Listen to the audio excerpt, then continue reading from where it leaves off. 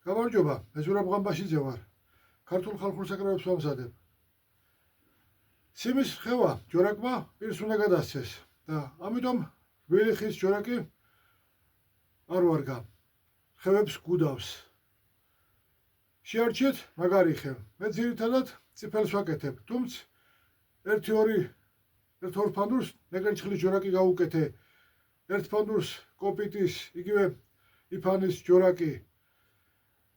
თუთა ზუსტად არ მახსოვს გავაკეთე თუ არა, ასევე ჭერამი. მეგონი ჭერამიც არ გამეკეთებია კაკალდის ჯორაკიც არ მახსენდება რომ გამეკეთებინოს ოდესმე. ნებისმიერი მაგარი ხე, მაგალითად ცხილად შეგიძლიათ გამოიყენოთ, ანუ ნებისმიერი მაგარი ხე გამოდგება ჯორაკისთვის. რადგან გერებს უკეთესად ატარებს, ანუ სიმის რხევას უკეთესად გადასცემს პირს. არ ჩაიგუდება. ჯორაკი სად დავაყენოთ?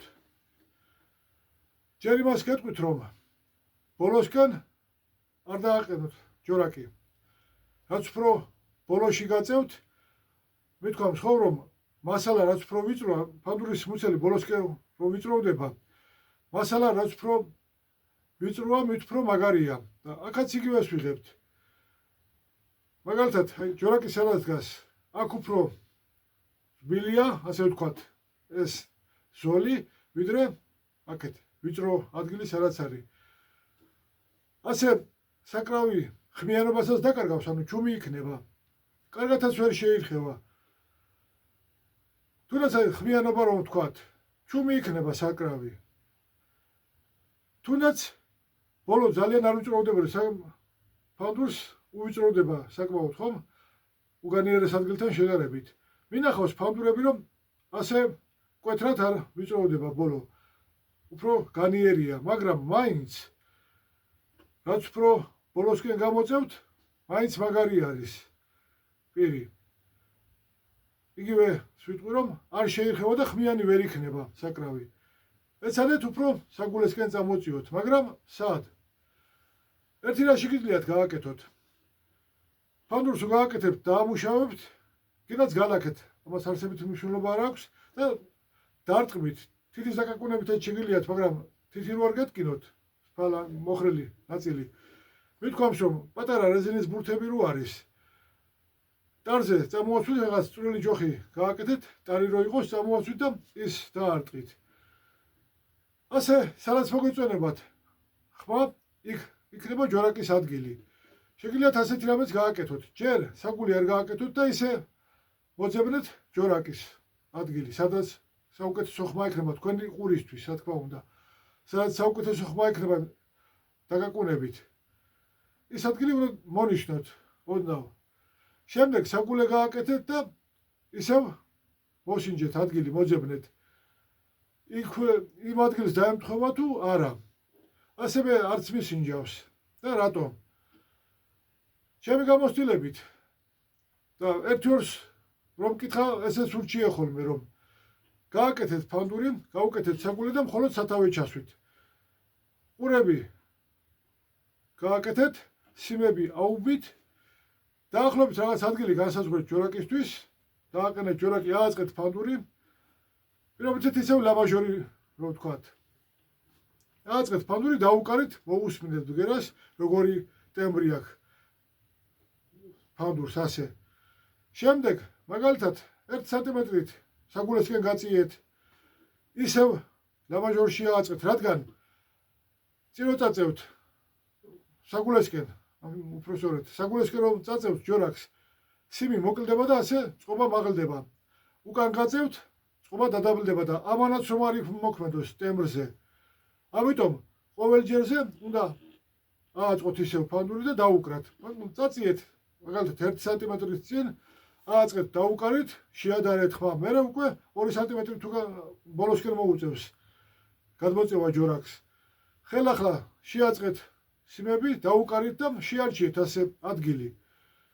მაგრამ ჩემი გამოცდილებით მნიშვნელოვნად არ ცვლის ბგერას, ანუ ისი არ ცვლის, რომ აი უკან თუ გავწიე, პირობითად სანტიმეტრს ვიძახი აქეთ იქით.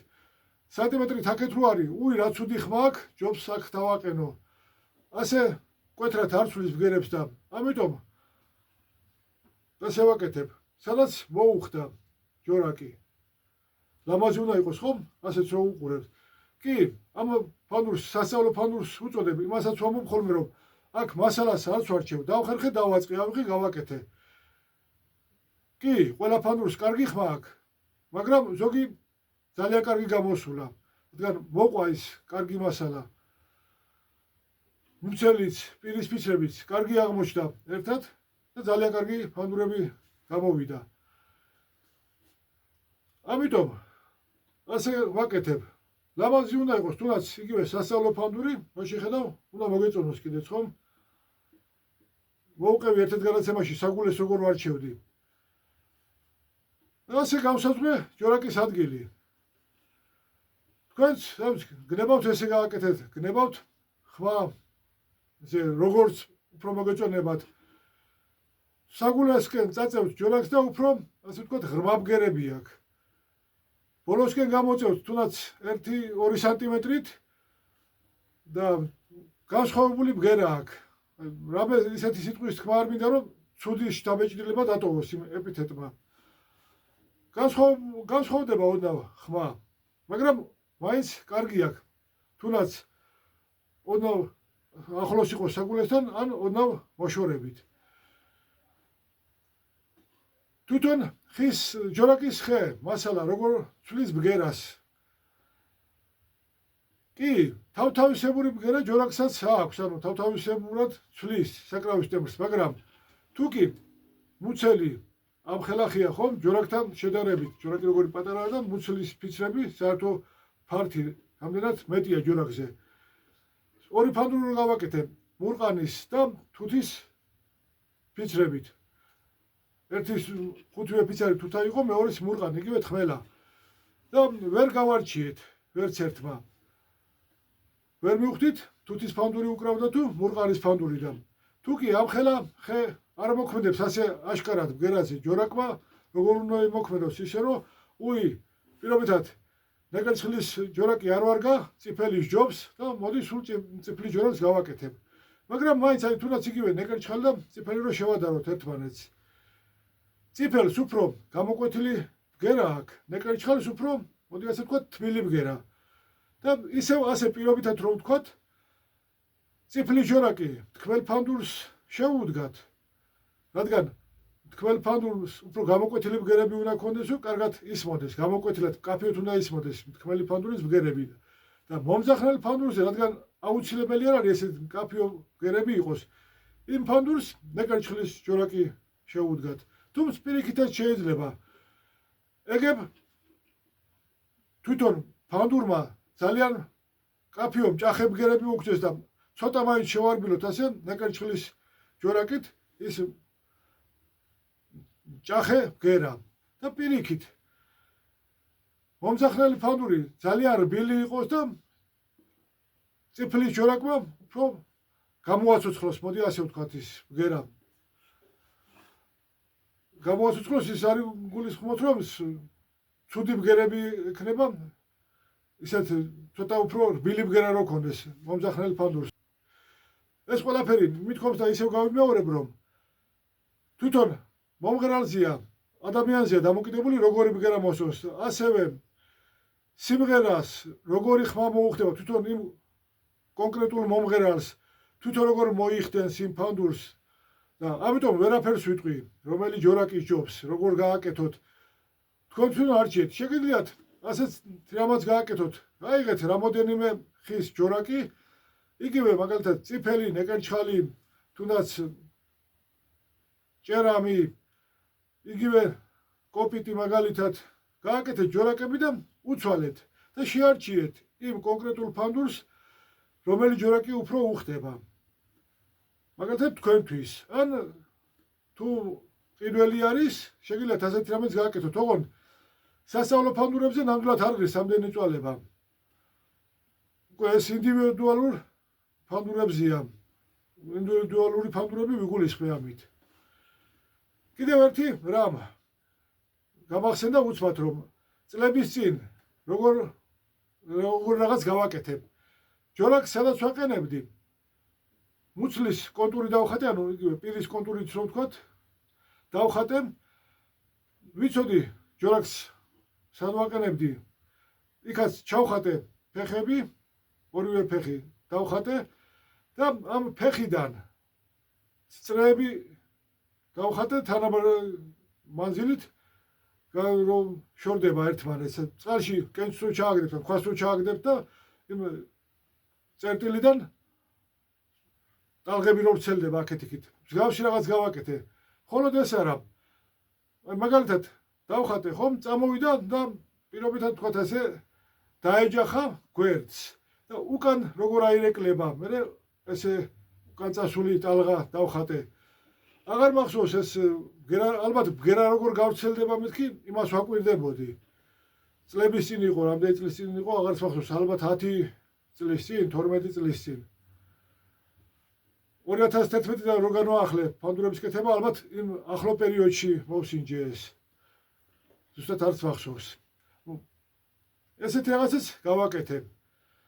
კიდევ ასეთი რამ მინდოდა მესინჯა. გიტარაზე იცით რომ ჯორაკი წებდება და სხვანაირად არხევს პირს. ასე შედგმული რო აქვს ჯორაკი, სიმები ზევიდან აწვება, ესე რადგან ესე მიჭირავს ზევიდან იმიტომ ვთქვი. აწვება და პირს ასე ზევით ქვევით აკანავებს. ესე მუშაობს ფანურის პირი.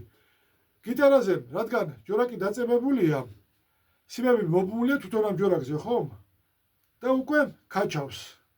სხვანაირად ირხევ ასე გიტარის სარქველი. ამაზე გამახსენე ახლა ქაჩავს მეთქი, რო თქვი გამახსენდა ერთი რამ. აკუსტიკური გიტარების ზამარების სისტემა არის გადაჯვარედინებული. X bracings ეძახიან ინგლისურად. ზოგი ამბობს, რომ ეს საუკეთესო არის, რაც კი სქემა მოუგონიათ. კლასიკურ გიტარაზე იცით რომ მარაოსებრი არის. ზამბარები გაშლილია მარაოსავით და იმიტომ უწოდებენ მარაოსებრი ზამბარების სქემას. ზოგი ამბობს, რომ ეს გადაჯვარედინებული ზამბარები საუკეთესოა, ზოგი ამბობს, რომ ამაზე ცუდი რამ არ მოუგონიათ, აქაც განსხვავდება აზრები, ზოგი რას ამბობს, ზოგი რას ამბობს. და ამას რა აქვს ნაკლი? ჯორაკი ხო დაწებებულია და ქაჩავს. მიუხედავად იმისა, რომ ძალიან მაღალია, ალბათ 20 მილიმეტრი ზამბარის სიმაღლე. მაინც ამ გიტარის სარქველი დაბრეცილია. სახმოხრალისკენ ჩაზნექლია, ჯორაკი რადგან ქაჩავს, სახმოხრალისკენ ჩაიზნიქება ხოლმე და ბოლოსკენ კუზივით არის ამოზნექილი სარქველი. და ამიტომ მე მოიგონეს Bridge Master ქვია ინგლისურად. Bridge ხიდი არის, მაგრამ ჩვენთვის ჯორაკი, ასე ვთქვათ და Master ოსტატი, მაგრამ უფრო მართებული იქნება ალბათ შინაარსობრივად ვთქვათ, რომ ჯორაკის მხსნელი, ან მშველელი. ეს რა ნაკლი აქვს ამას, რომ იბრიცება სარქველი. ასე გიტარის მენზურა მოკლდება და წყობა ირევა უკვე, რო დამოკლდა. იმ ჯორაკის მხსნელით სარქველს ისევ ასწორებენ, შიგნიდან მექანიზმი ყენდება, მე აქედან სჭვალით მაგრდება, თავისებური ზუსტად აღარ მახსოვს როგორი არის ეს მექანიზმი. სწორდება სარქველი და უკვე თავის ადგილზე დგება ჟღერის სიგრძე, რამ სიგრძეც უნდა იყოს, ბრუნდება თავის დადგენილ ზომაზე. ჯორაკის სიმაღლე, რამ სიმაღლე უნდა იყოს? მე ვაკეთებ 16-18 მილიმეტრის სიმაღლის ჯორაკებს. და რატომ? ამ სიმაღლე დამოკიდებულია, ეს რო გაჩვენოთ. ტარი რამდენად არის გადახრილი პირის ზოლიდან. ზოლი რო გამოვყვეთ ესე, ეხლა ამ სასწავლო ფანურებზე დაახლოებით 10 მილიმეტრი არის ეს ადგილი თვითონ ყელის სათავესთან ადგილი. დაახლოებით 10 მილიმეტრზეა გადაწეული. დაახლოებით რატო ვამბობ? გავაკეთებ ყველანაირად, ვცდილობ სასწავლო ფანურებიც ყველანაირად კარგად გავაკეთო, მაგრამ ხე მაინც თავისებურად მოქმედებს და ოდნავ მაგალითად 9 მილიმეტრიც რომ მომცეს აქ სხვაობა. ჯორაკს უკვე საკმაოდ ცვლის ჯორაკის სიმაღლე და ამიტომ 16-18 მილიმეტრი, იმიტომ ვთქვი. ზოგი სწორს აკეთებს, ანუ პირის გასწვრივ მიდის ყელი, შემდეგ ალბათ 4-5 მილიმეტრის სისქის ფიცარს დააწებებენ ხოლმე და ოდნავ ასე მაღლდება. თან რა ამაღლებს კიდე ჯორაკს? პირველ ხიდთან ხიდსა და სიმს შორის მაქსიმუმ 1 მილიმეტრი უნდა იყოს მანძილი. მე-12 ხიდთან კი დაახლოებით 4 მილიმეტრი. მე ასე ვაკეთებ. ზოგი 3 მილიმეტრს აკეთებს, მაგრამ მაინც სხვაობა არის, ხომ? აქ 1 მილიმეტრი, მაგალითად აქ 3 მილიმეტრი, ეს 2 მილიმეტრი უკვე აქ 4 მილიმეტრის სხვაობას გვაძლევს. იმ ფანდურებზე, მე მგონი 12-14 მილიმეტრია თუ 15 მილიმეტრი სიმაღლე ჯორაკები ზუსტად აღარ მახსოვს. ნუ უფრო დაბალი არის ჩემ ფანდურის ჯორაკებთან შედარებით. ჯორაკის ადგილი ჟღერის სიგრძეზეც არის დამოკიდებული. კი, მოვყევი ამაზე, მაგრამ აქაც გავიმეორებ, რომ კარგ ფანდურებს რო ვაკეთებდი, მაგალითად, რო უწოდოთ პირობითად თქმელი ფანდური. ჯერ 15 ხიდს ვაკეთებდი. არ მინდოდა ზუსტად წარმოცლის გადამის ადგილზე ყოფილიყო და 2 მილიმეტრით გამოვწევდი ხოლმე მე-15 ხიდს. სადაც მოუწია ჯორაკი, იქ დავაყენე ხოლმე, მაგრამ ერთ ფანდურზე ესეთი რამ მოვშინჯე. დავხატე მუცლის კონტური, ჩავხატე საგულე, მე ჯორაკი, ანუ საგულე და ჯორაკი სადაც მომეწონა. რო გადავზომე და 2 მილიმეტრი დაუმატე, ანუ ჯორაკიდან წარმოსლის გადამის ადგილამდე და პლუს 2 მილიმეტრი. შემდეგ მე-15 ხიდი, სადაც უნდა ჩამესვა. შემდეგ გამოვითვალე და მივიღე 488 მილიმეტრი ჟღერი. ფურცელზე რო დავწერე 4, 8 და 8, თვალში არ მოხვდა ლამაზად. ამიტომ 484 მილიმეტრს ვაკეთებ ძირითადად. გინდა თქმელი ფანდური იყოს, გინდა მომძახნელი ფანდური. ლამაზად ჩანს დაწერილი 4, 8 და 4. აქეთ-იქით 4-იანებია და ასეთი რამეც გამოდის, რომ განაპირა რიცხვების ჯამი არის შუა რიცხვი. მაგრამ უბრალოდ ეს ლამაზად ჩანს უფრო 4, 8 და 4, ამიტომ ავიღე ეს 484 მილიმეტრი. კირილემ როგორ დაადგინა ფანდურის ჟღერის სიგრძეები? კაკოსგან ვიცი, რომ კირილემ გააკეთა სოპრანო, ალტი და ტენორი ფანდურები. ტენორი ფანდურს დღეს ბანი ფანდურს უწოდებთ. კაკომ პირველად რომ მითხრა, ტენორი ფანდურიო, ბანზე მიმითი და დამიკვირდა. ვიცი რომ ეს ბანი ფანდურია, ტენორი რატო თქვა მეთქი, მაგრამ მე გადამავჭდა ლაპარაკებში, მეკითხა რატო ტენორი. კირილემ რატო უწოდა ტენორი? თუ კი ბანი არის. ალბათ ნახევარი წლის წინ დავით ყიფიანთან საუბრობდი. ანსამბლ რუსთავის ერისიონის სოლისტი, ინსტრუმენტალისტი დავითთან.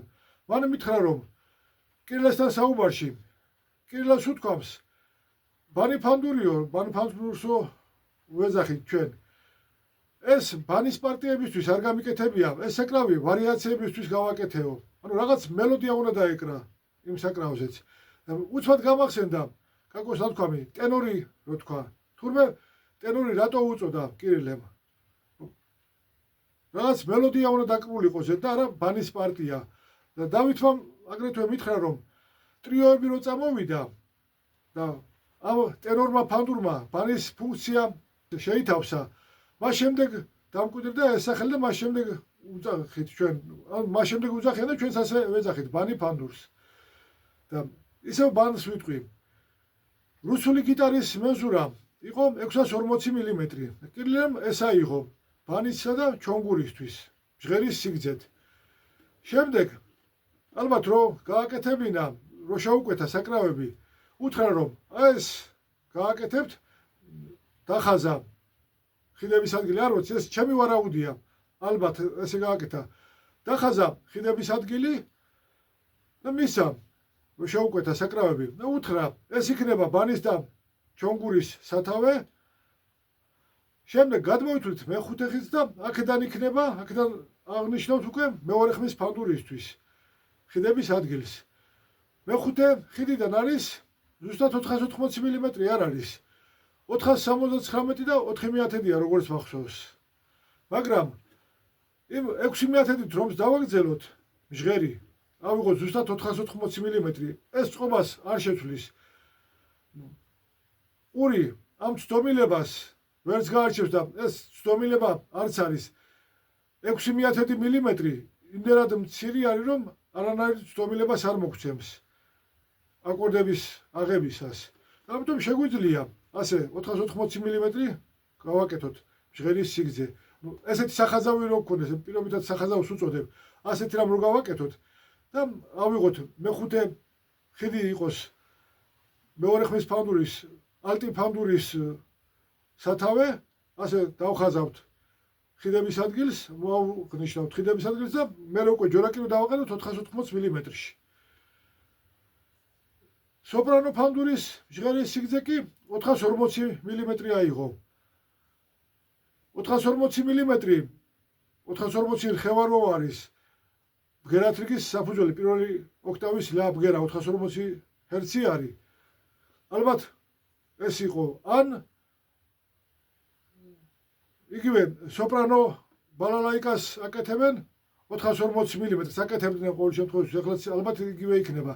ან ბალალაიკის მიხედვით აიღო 440 მილიმეტრი, ან 440 ჰერცი რო არის.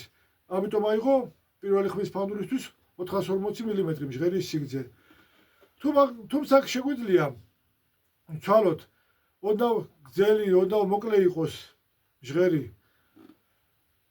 დილად არ ცვლის ბგერებს. მე რას ვეუბნები ხოლმე, რომ შემიკვეთავენ კარგ ფანდურს.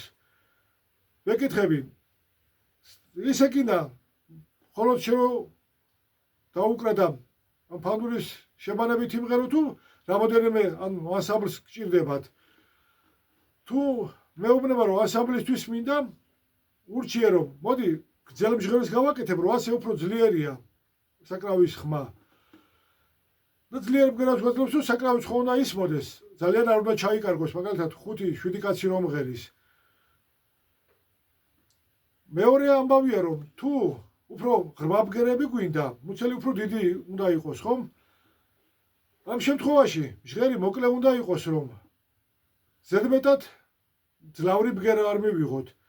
მე მგონი მოვყევი ერთ-ერთ განაცემაში, რომ 360-90-ზე ამ ხელა მუცელს ვაკეთებდი წლების წინ და გავაკეთე 510 მილიმეტრი ჟღერის სიგრძე. მაინტერესებდა რას მივიღებდი.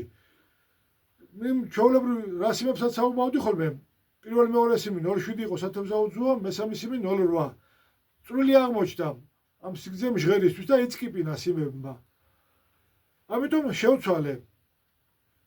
მეორე თუ მესამე სიმი იყო, ან ორივე მეორე და მესამე იყო, ან ამ ორიდან ერთ-ერთი წვრილი აღმოჩნდა, ალბათ უფრო მეორე სიმი. შევცვალე მეორე და მესამე სიმი. მეორე სიმად 0.8 აუბი, მესამე სიმად 0.9. პირველი სიმი 0.7 დავტოვე.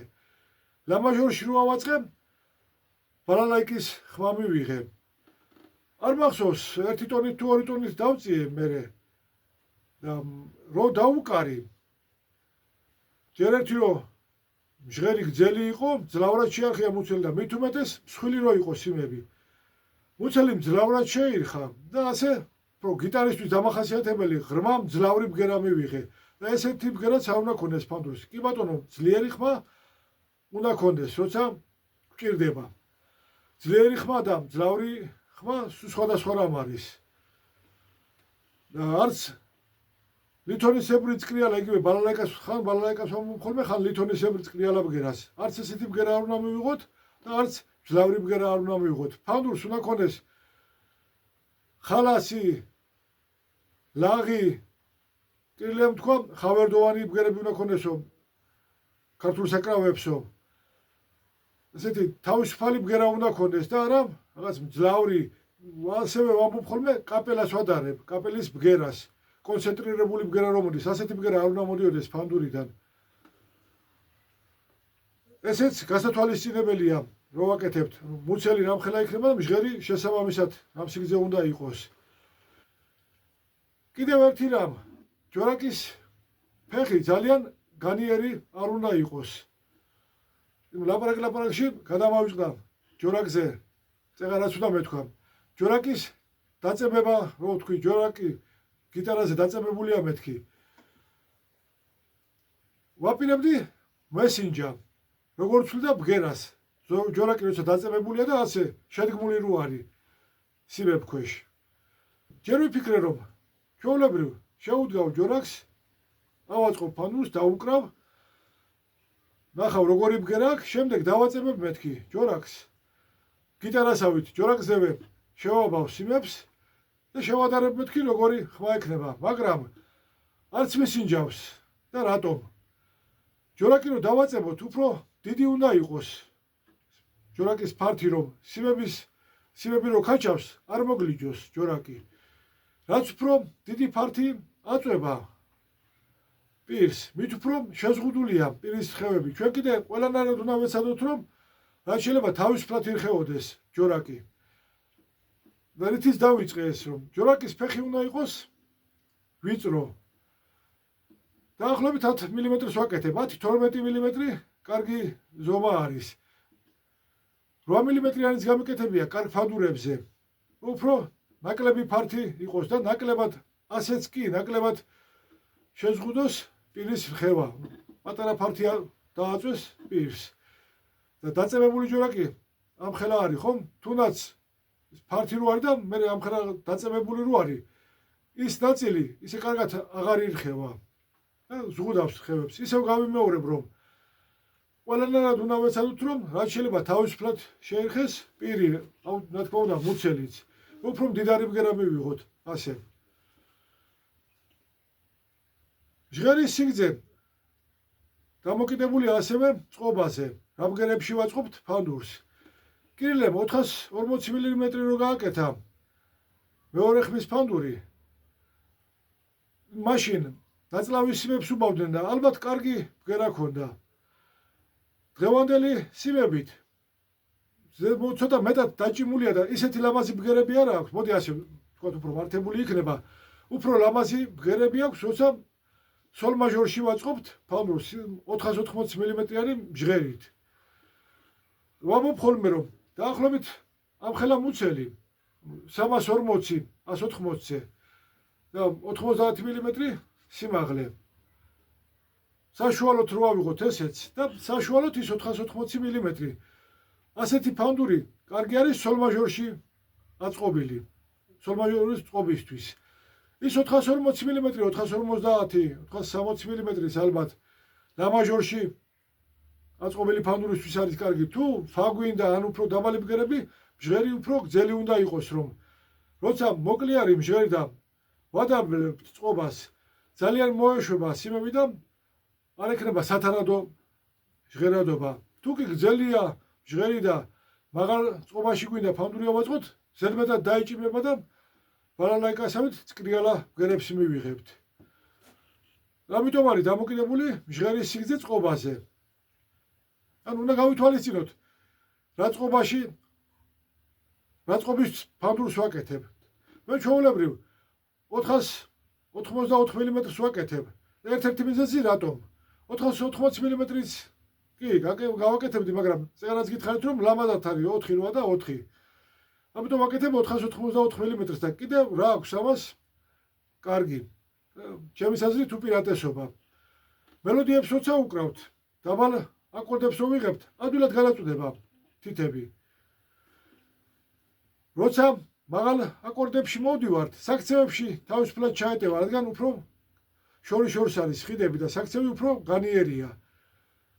რაც უფრო მოკლე არის ჟღერი, უფრო ახლო არის ხიდები, მაღალ ბგერები კი დაბალ ბგერებში აკორდებს კარგად ავიღებთ, რაც უფრო მოკლე არის, მაგრამ მაღალ ბგერებში გაგვიჭირდება თითების ჩატევა. ეს საშუალოდ ვიძახი, საშუალო ხელისთვის. თუმცა ზოგი 510 მმ-იანი ფანდურითაც კარგად უკრავს მელოდიებს. შეჩეული აქვს ხელი. მაგრამ ისევ გავიმეორებ, რომ რაც უფრო მოკლე არის ჟღერი, მით უფრო კარგი არის მარცხენა ხელისთვის. უფრო სწორედ აკორდების ხელისთვის უფრო კარგია დასაკრავად. ისე ძალიან არ იწელება თითები და უფრო თავისუფლად უკრავ, ნაკლებად იღლება ხელი. ანუ ეს ყველაფერი უნდა გაითვალისწინოთ, როცა ფანდურს აკეთებთ. ჯორაკის ადგილი გინდა სვენით შეარჩიეთ, გინდა ასე მე როგორც ვაკეთებ, სადაც უფრო ლამაზი იქნება, ან ჟღერის უფრო სწორედ ხიდების რაოდენობის მიხედვით რამდენ ხიდს ჩასვავთ. ასევე ფეხის სიგანე, ჟღერის სიგრძე წყობის მიხედვით, ჯორაკის სიმაღლე, ძალიან მაღალი ჯორაკიც არ ვარგა, ძალიან დაბალმა ჯორაკმა შეიძლება იჟღრიალოს. სიმები სათანადოდ ვერ დააწვეს და დაკვირისას ყოფილა რომ ჟღრიალებს ხოლმე. ჯორაკი ასე ვთქვათ ხტის. სათანადოდ რომ ვერ აწვება სიმები, ხტის და ჟღრიალი ისმის. ეს ყველაფერი გასათვალისწინებელია ფანდურს როცა აკეთებთ. დღეს კი დაგემშვიდობებით. მომავალ შეხვედრამდე.